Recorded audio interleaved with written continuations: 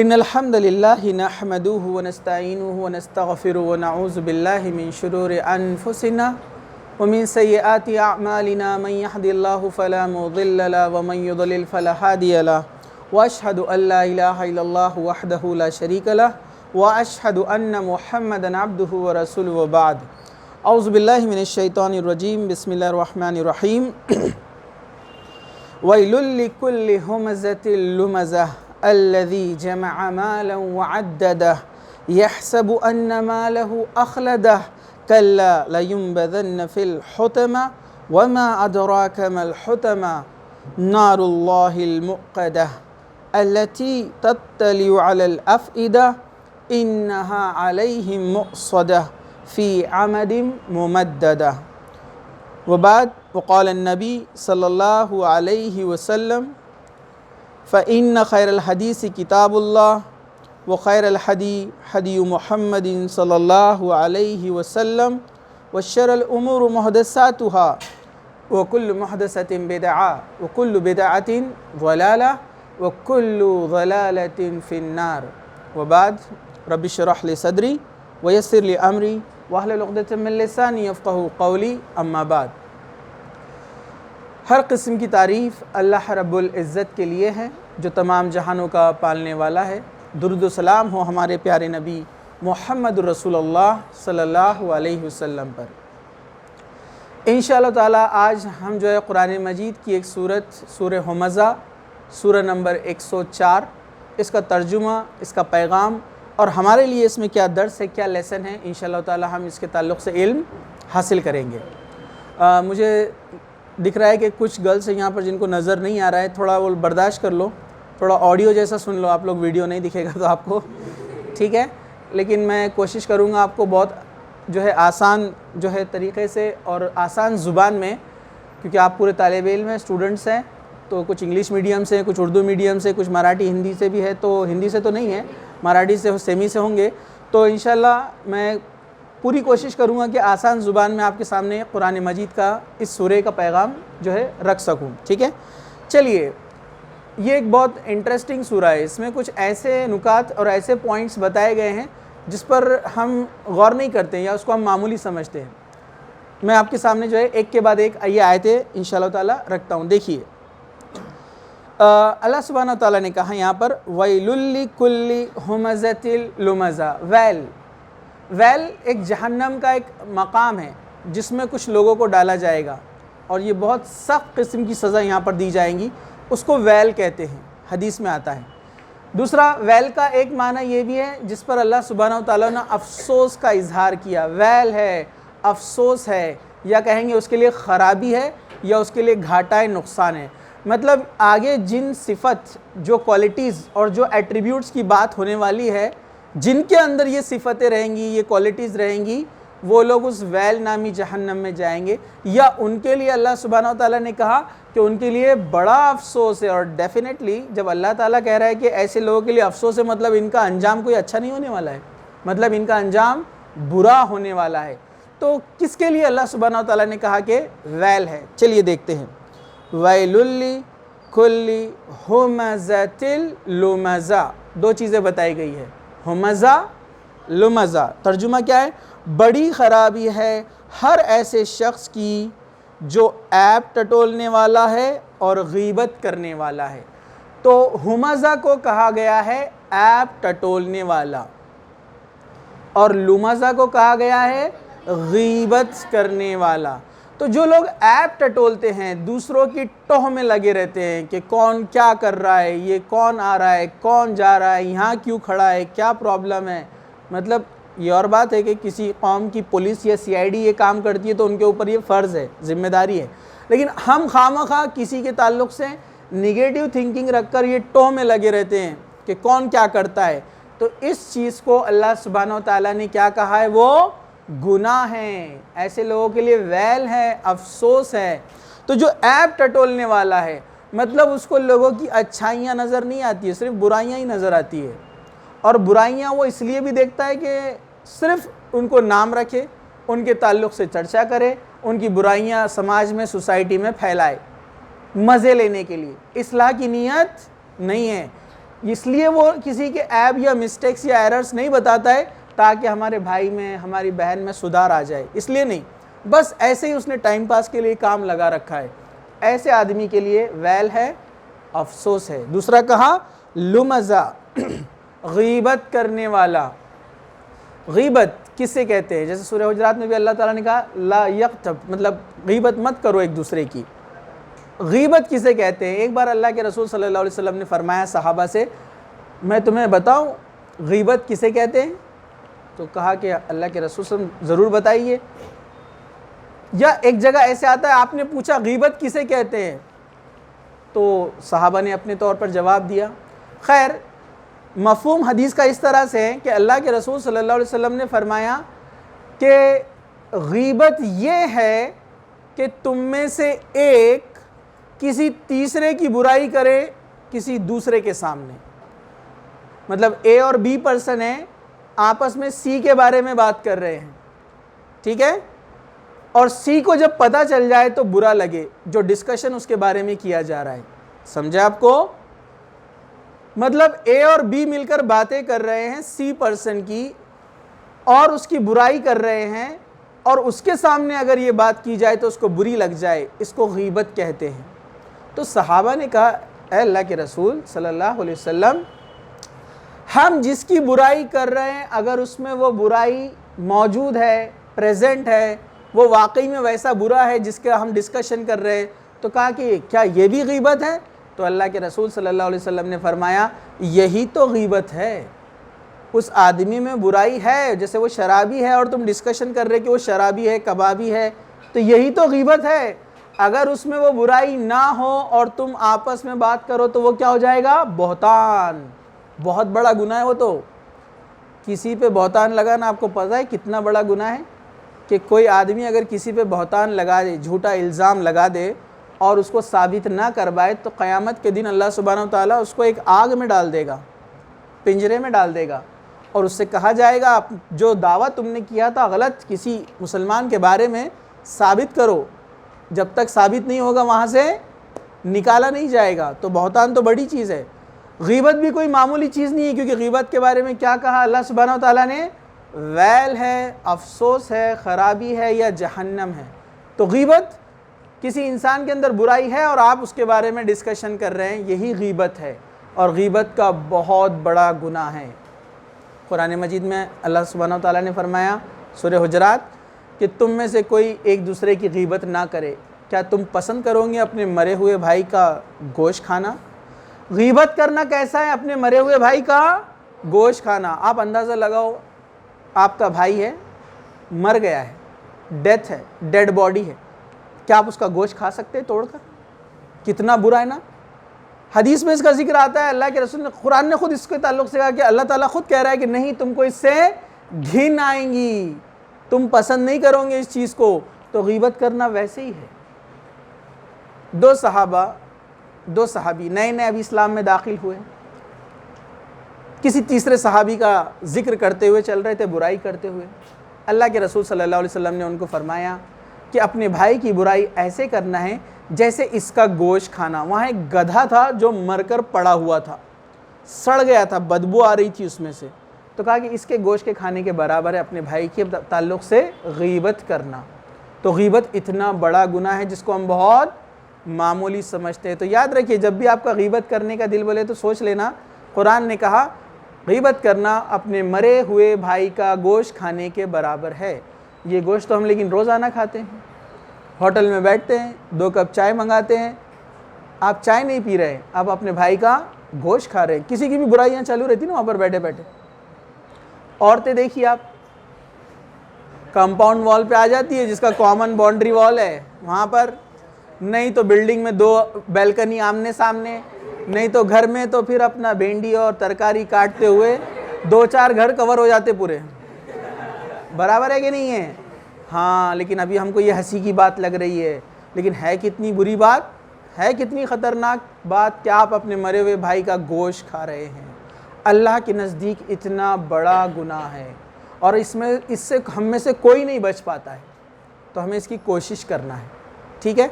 تو یہ 2 معنی یہاں پر ہوئے، ہمزہ عیب ٹٹولنا، اور لمزہ غیبت کرنا۔ مفسرین نے اس کے اور معنی بھی بتائے ہیں، جیسے ہمزہ کا ایک معنی جو ہے مفسرین بتاتے ہیں وہ ہے روبرو برائی کرنا۔ روبرو مطلب آمنے سامنے۔ کچھ لوگوں کا ڈائلاگ ہوتا ہے کیا، اپن پیچھے غیبت نہیں کرتے، جو رہا ڈائریکٹ منہ پہ بول دیتے اپن، تو یہ اس سے بھی منع ہے نا۔ قرآن مجید قیامت تک کے لیے ہدایت ہے، اس لیے اللہ سبحانہ و تعالیٰ نے اس میں ایسے الفاظ کا انتخاب کیا ہے، ایسے ورڈز کا سلیکشن کیا ہے کہ اس میں تمام چیزیں سما جاتی ہے۔ اللہ تعالیٰ کو معلوم تھا قیامت تک لوگ کیسے آئیں گے، کیسے قسم کی برائیاں کریں گے، تو قرآن کو اس انداز میں بیان کیا کہ وہ ہر برائی کو روک دیتا ہے اور ہر نیکی کی طرف ابھارتا ہے۔ یہ قرآن کی شان ہے۔ تو ہمزہ کا معنی مفسرین نے یہ بھی بتایا روبرو کسی کی برائی کرنا، کیونکہ اگر آپ نے کسی کے دل کو ٹھیس پہنچائی ہے، کوئی ایسی بات زبان سے نکال دی ہے جو اس کو بری لگ گئی، اللہ کے رسول صلی اللہ علیہ وسلم نے فرمایا انسان جنت کے قریب چلا جاتا ہے یہاں تک کہ وہ اپنی زبان سے اپنے بھائی کو ایسی تکلیف پہنچا دیتا ہے کہ اس کا اور جنت کے درمیان کا فاصلہ پھر سے بڑھ جاتا ہے۔ ایک حدیث کا مفہوم ہے، مطلب وہ اس بنیاد پر حقوق العباد جس کو کہتے ہیں ہم، جیسے کچھ لوگ رہیں گے آپ کو پتہ ہے حدیث کس طرح سے ہے، حدیث اس طرح سے ہے، اللہ کے رسول صلی اللہ علیہ وسلم نے کہا صحابہ سے بتاؤ میری امت کا مفلس کون ہے۔ مفلس مطلب غریب آدمی کو کہتے ہیں نا مفلس۔ کہا میری امت کا مفلس کون ہے؟ تو صحابہ نے کہا کہ جس کے پاس درہم دینار نہ ہو، جیسے آج کے زمانے میں کرنسی روپیہ پیسہ، کہا جس کے پاس درہم اور دینار نہ ہو وہ مفلس آدمی ہے، غریب آدمی ہے۔ اللہ کے رسول صلی اللہ علیہ وسلم فرمایا کہ نہیں، میری امت کا مفلس وہ ہے جو قیامت کے دن ڈھیر ساری نیکیاں لے کر پہنچے گا، بہت نیکیاں، جنت کی طرف جاتا ہوگا۔ پکارنے والوں میں سے ایک پکارنے والا آواز لگائے گا اے اللہ میرا حق باقی ہے۔ آپ کو پتہ ہے نا حق دو قسم کے ہیں، حقوق اللہ، حقوق العباد، اللہ کے حق، بندوں کے حق۔ اللہ کے حق اللہ کے ذمہ ہے، چاہے تو حساب لے چاہے تو معاف کرے۔ بندوں کے حق کیا ہے؟ والدین کے حق، بھائی بہن، رشتہ دار، پڑوسی، ہے نا، بیوی بچے، ان سب کے بھی حق ہیں۔ جانوروں کے بھی حق ہوتے ہیں، پتہ ہے آپ کو؟ نہیں پتہ ہے؟ تو یہ سب حق ادا کرنا ہے۔ تو بندوں کے حق مارا ہوگا، ایک آئے گا کہے گا میری زمین ہڑپ لی، میرا جو ہے مال لے لیا، مجھے برا بھلا کہا، ایسے لوگ کمپلین دیتے جائیں گے، اور جن کی کمپلینس آئیں گی وہ لوگ رہیں گے جو دنیا میں بدلہ نہیں لیے تھے، اس نے تکلیفیں پہنچایا تھا ان کو لیکن انہوں نے بدلہ نہیں لیا تھا، انہوں نے اللہ کے لیے صبر کیا تھا۔ تو اب کیا کیا جائے گا؟ جس کو تکلیف دیا نا دنیا میں، تو اس کی نیکیاں لے کر اس کو دے دی جائیں گی۔ اور کمپلین اتنے آئیں گے کہ مفلس آدمی کہا نا اللہ کے رسول نے اس کو، تو کمپلین اتنے آئیں گے کہ ساری نیکیاں ختم، سب کو بانٹ دیے نیکیاں۔ پھر لوگ باقی رہیں گے، فرشتے کہیں گے اللہ اس کی نیکیاں ختم ہو گئی، تو حکم دیا جائے گا اب جن لوگوں کے حق باقی ہے ان کے گناہ اس کے سر پر ڈالو، اور اس کا حساب پازیٹیو سے نیگیٹو میں چلا جائے گا، اس کو اٹھا کر جہنم میں ڈال دیا جائے گا۔ اللہ کے رسول نے فرمایا یہ ہے میری امت کا مفلس۔ کتنی بری بات ہے نا، کتنا آسانی سے ہم کسی کے دل کو تکلیف پہنچاتے ہیں، ٹھیس پہنچاتے ہیں، ہے نا، مینٹلی ہریش کرتے ہیں کسی کو، فزیکلی ہریش کرتے ہیں کسی کو، کتنی بری بات ہے۔ تو اس کا معنی بھی ہمزہ مفسرین نے کہا کسی کو روبرو جو ہے برائی کرنا۔ لمزہ کا ایک معنی جو ہے یہاں پر مفسرین نے کہا کہ پیٹھ پیچھے غیبت کرنا یا آنکھوں کے اور ہاتھوں کے اشاروں سے کسی کو تکلیف پہنچانا، آنکھوں کے، ہاتھوں کے اور زبان کے، یہ تین چیزوں سے کسی کو تکلیف پہنچانا۔ جیسے غیبت تو کیا ہو رہی تھی پہلے، جو لمزہ کا میننگ تھا کیا تھا؟ غیبت، اور غیبت کس سے کی جاتی ہے؟ زبان سے، ہے نا، لیکن ہاتھوں کے اشاروں سے، آنکھوں کے اشاروں سے بھی غیبت ہوتی ہے۔ مثال دوں میں آپ کو، دو لوگ بیٹھے رہتے ہیں، ادھر سے تیسرا دوست آتا اور یہ دونوں صرف اس کو دیکھ کے مسکراتے اور تالی مارتے اور وہ چڑھنا شروع ہو جاتا۔ ہوتا نہیں ہوتا ایسا؟ اشاروں میں انہوں نے بھی اس کو بول دیا، اس نے بھی سمجھ گیا اور وہ چڑھنے بھی لگ گیا۔ اتنے میں کوئی بڑے بزرگ وہاں سے آتے ہیں، کوئی بڑے گھر والے آتے ہیں، وہ بولتے کیوں اس کو ستا رہے ہیں؟ تو یہ دونوں گواہی بھی دیتے ہیں ہم نے تو کچھ بولے ہی نہیں، یہ تو ایسے ہی چڑچڑ کرتے رہتا، برابر ہے کہ نہیں ہے؟ حالانکہ انہوں نے آنکھوں کے اشاروں سے برا بول دیے، اس کو تکلیف پہنچا دیے، لیکن پروف کیا دے رہے؟ ہم نے تو کچھ بولے بھی نہیں، لیکن اللہ کو معلوم ہے کہ آپ نے کیا کیا۔ اللہ تعالیٰ آپ کے آنکھوں کے اشارے بھی سمجھتا ہے اور آپ کے ہاتھوں کے اشارے بھی سمجھتا ہے۔ تو دیکھیے اللہ تعالیٰ نے کتنے بہترین لفظ یہاں پر استعمال کیے جو تمام چیزوں کو اس میں سما لیتے ہیں۔ تو ہمزہ لمزہ، ہمزہ ایپ ٹٹولنا، غیبت کرنا، دوسرا معنی روبرو برائی کرنا ہمزہ، اور لمزہ ہاتھوں کے اشاروں سے اور آنکھوں کے اشاروں سے کسی کی برائی کرنا۔ تو یہ بھی کیا ہے؟ یہ وہ لوگ ہیں جو ایسا کریں گے جو کہاں جائیں گے؟ ویل نامی جگہ میں، یا پھر اللہ نے ان کے لیے کیا کہا ہے؟ افسوس ہے، یعنی ان کے لیے بڑا نقصان ہے۔ چلیے 2 برائیوں کا ذکر ہوا، لیکن آگئی اس میں پوری 4 جو ہم نے ابھی یہاں پر دیکھی، ٹھیک ہے؟ دوسری آیت الذی جمع مالا وعددا، جو مال کو جمع کرتا جاتا ہے اور گنتا جاتا ہے۔ اس سے مراد کیا ہے؟ اس سے مراد یہ ہے جو آدمی مال جمع کرتا ہے، زکوٰۃ نہیں دیتا، صدقات نہیں دیتا، رشتہ داروں کو، پڑوسیوں کے حق نہیں دیتا، لوگوں کی مدد نہیں کرتا، خیر کے کاموں میں خرچ نہیں کرتا، بس جمع کرتا جا رہا ہے وہ مال، تو ایسا آدمی بھی کیا ہے؟ ویل کا شکار ہے، اس جہنم میں جانے والا ہے۔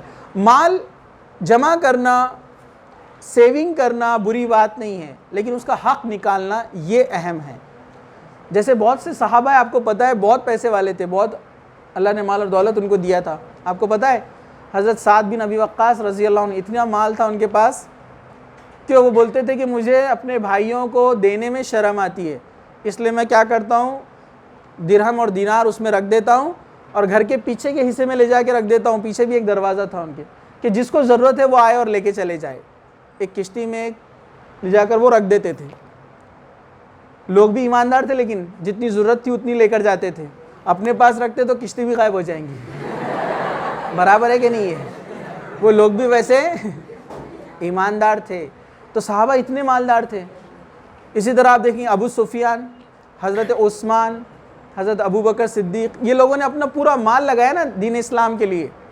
تو مال رکھنا بری بات نہیں ہے، مال کمانا بری بات نہیں ہے، اس کا حق نہیں ادا کرنا یہ بری بات ہے۔ مطلب آپ زکوٰۃ نہیں نکالتے ہیں، صدقات نہیں، لوگوں کی مدد نہیں، رشتہ داروں کی مدد نہیں، پڑوسیوں کی مدد نہیں، مسافروں کی مدد نہیں، جو قید میں ہیں ان کی مدد نہیں، غریبوں اور مسکینوں کی مدد نہیں، تو یہ مال آپ کے لیے وبال جان بن جائے گا، یہ آپ کے لیے عذاب بن جائے گا۔ بہت سارے عذاب آتے ہیں اس کے تعلق سے۔ جو اونٹ وغیرہ یا بکریوں کی زکوٰۃ نہیں نکالتا ہے، قیامت کے دن وہ جانور آ کر اس کے اوپر کودیں گے، اس کو مسل دیں گے پورا۔ جو زکوٰۃ نہیں نکالتے، سونا چاندی پگھلا کر ان کے اوپر ڈالا جائے گا گرم گرم۔ یہ ان کی سزائیں ہیں، بہت ساری ہے، ہمارا ابھی وہ ٹاپک نہیں ہے۔ ہم ابھی یہاں پر دیکھ رہے ہیں کہ جو شخص صرف مال جمع کرتا جاتا ہے، اللہ تعالیٰ کو بھلا بیٹھا ہے، عبادت کو بھلا بیٹھا ہے اور لوگوں کے حق نہیں دیتا ہے، تو اس کے لیے بھی ویل ہے۔ آگے فرمایا یحسب ان مالہ اخلدا، وہ سمجھتا ہے کہ اس کا مال اس کے پاس سدا رہے گا، اس کا مال اس کے پاس ہمیشہ رہے گا، ایسا سوچتا ہے۔ اور ہم سب جانتے ہیں کہ دنیا کیا ہے؟ فانی ہے۔ کل من علیہا فان ویبقی ربک ذی الجلال والاکرام، کہ کیا چیز باقی رہنے والی ہے؟ اللہ سبحانہ و تعالیٰ کی ذات، اور باقی سب کیا ہونے والا ہے؟ فنا ہونے والا ہے۔ یہ تو قیامت کے بعد ہوگا ہی ہوگا، لیکن انسان اپنی زندگی میں سب کچھ کھو دیتا ہے۔ آپ دیکھیے جیسے ہی انسان مر جاتا ہے اس کے ساتھ کچھ بھی نہیں رہتا ہے۔ اللہ کے رسول فرمایا کہ 3 ساتھی ہے نا، سب مشہور ہے نا، سب کو پتہ ہے 3 ساتھی ہے، 2 ساتھ چھوڑ دینے والے، 1 ساتھ آنے والا ہے۔ تو 2 ساتھ چھوڑنے والے کون ہیں؟ ہاں، مال، اور دوسرا کون ہے؟ اہل و عیال۔ تو جیسے ہی مر جاتا ہے مال الگ، آپ دیکھیے کفن میں لپیٹ دیا گیا اس کو، اب اس کا گھر اس کے ساتھ نہیں ہے، اس کا بنگلہ، اس کی گاڑی، اس کا موبائل، اس کے پراپرٹیز، کھیت وغیرہ کچھ اس کے پاس نہیں ہے، اب صرف وہ ایک کفن میں لپٹا ہوا ہے۔ اس کے ہاتھ کی گھڑی بھی نکال دی گئی ہے، انگوٹھی بھی نکال دی گئی ہے، اب اس کے پاس کچھ بھی نہیں ہے، مال نے ساتھ چھوڑ دیا مرتے ہی۔ دوسرا اہل و عیال، قبرستان تک جاتے ہیں، اس کو دفن کرتے اور آ جاتے ہیں، کوئی قبر میں ساتھ نہیں جاتا ہے۔ تو مال بھی چلا گیا، اہل و عیال بھی چلے گئے، اب اس کے ساتھ کون ہے؟ اس کی اعمال، اس کی نیکیاں جو اس نے اچھے عمل کیے تھے. تو اس لیے اس ساتھی کو مضبوط بنانا ہے، زیادہ سے زیادہ نیک اعمال کرنا ہے، ورنہ سب تو ختم ہونے والا ہے. لیکن یہاں پر جو اشارہ کیا گیا ہے کہ مال جو ہمیشہ اس کے ساتھ نہیں رہے گا وہ کیا ہونے والا ہے؟ کَلَّا لَيُنبَذَنَّ فِي الْحُطَمَةِ، ہرگز یہ تو ضرور توڑ پھوڑ دینے والی آگ میں پھینک دیا جائے گا. مال کیا ہوتا ہے انسان کا؟ روپیہ پیسہ، سونا چاندی، ایسٹس جو اس نے جمع کر کے رکھے ہیں. لیکن آگ میں جانے کے بعد یہ سب ختم ہونے والے ہیں، کیونکہ ہم سنتے ہیں، ہم پڑھتے ہیں، ہم دیکھتے ہیں. اللہ کے رسول صلی اللہ علیہ وسلم نے فرمایا کہ جہنم کی آگ دنیا کی آگ سے 69 گنا زیادہ ہے، 69 ٹائمز. اور دنیا کی آگ کتنی ہے؟ 2000 فahrenheit پر لوہا پگھل جاتا ہے، ہڈیاں گل جاتی ہے، پتھر بھی پگھل جاتا ہے 3000 فahrenheit پر. اور انسان کتنی آگ بنانے میں کامیاب ہو گیا ہے؟ 10 to power 6، 1 کو آپ 6 0 لگاؤ. اتنی کیلوین میں ٹیمپریچر انسان بنانے کے لیے تیار ہو چکا ہے اب تک. اور یہ ٹیمپریچر اتنا ہے، پتہ ہے آپ کو، یہ سورج سن کے اندر ہوتا ہے اتنا ٹیمپریچر، اس میں آپ دنیا کی کوئی بھی چیز ڈال دو ایک دم پگھل جائیں گی. پگھلیں گی نہیں، ویپورائز ہو جائیں گی ڈائریکٹ، سبلیمیشن، ڈائریکٹ اڑ جائیں گی وہ. تو اب یہ آگ انسان بنا چکا ہے. اب آپ بولیے، آپ آخرت کی جہنم کی آگ کیسی رہیں گی پھر؟ ہم امیجن بھی نہیں کر سکتے ہیں.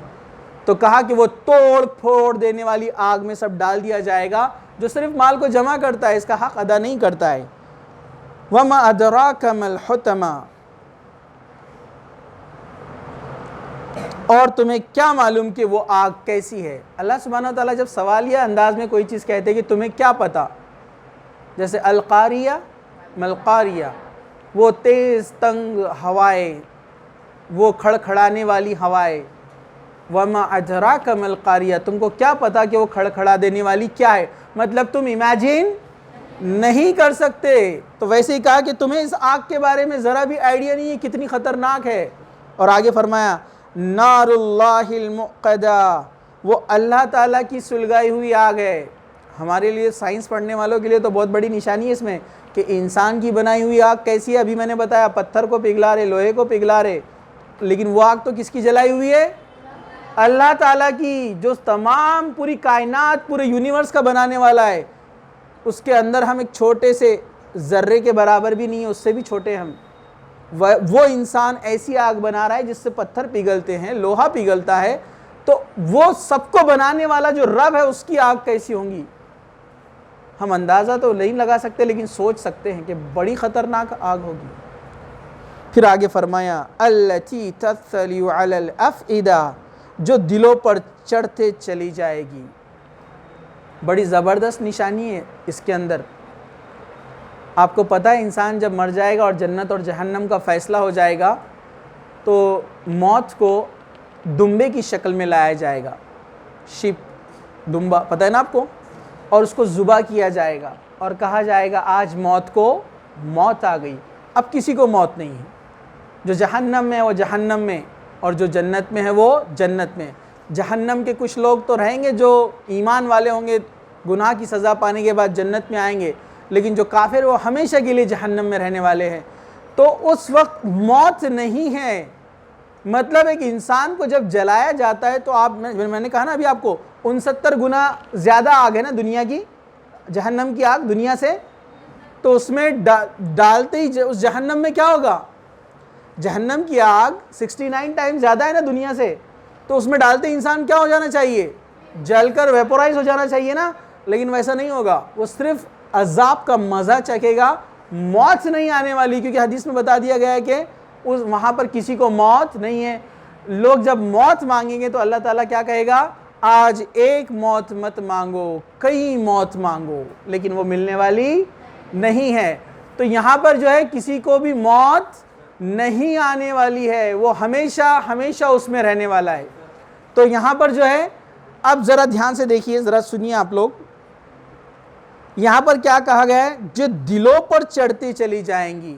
مطلب انسان کا جسم کا اوپری حصہ جب جل جاتا ہے تو وہ موت کا نوالا بن جاتا ہے، وہ مر جاتا ہے.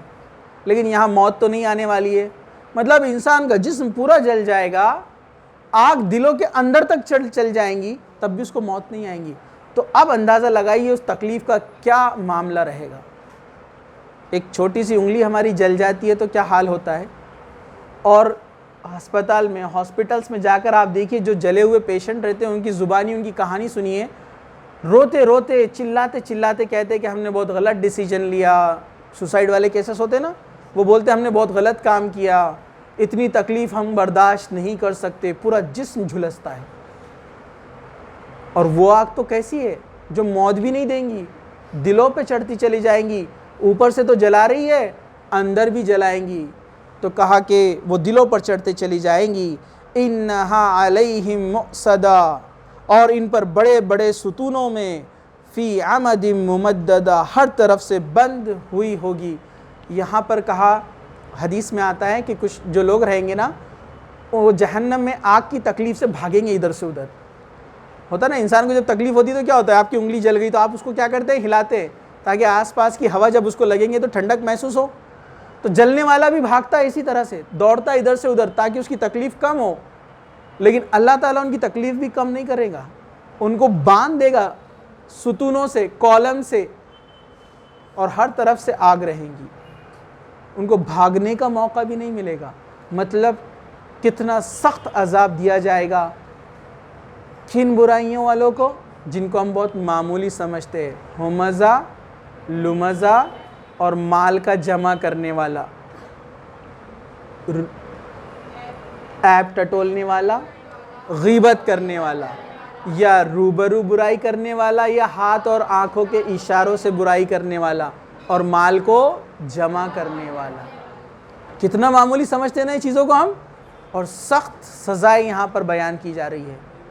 تو اللہ تعالیٰ سے دعا ہے کہ اللہ سبحانہ و تعالیٰ ہم سبھی کو جو ہے ایپ ٹٹولنے والوں میں سے شامل نہ کرے, ان سے ہماری دوری بنائے رکھے. یہ بیماری اگر ہمارے اندر ہے تو اس کو ہمارے اندر سے نکال دے.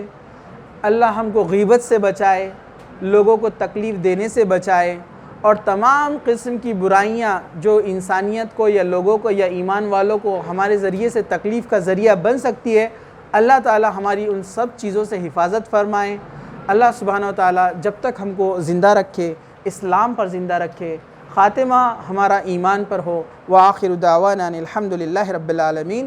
سبحان ربک رب العزة عما یصفون وسلام علی المرسلین والحمد للہ رب العالمین.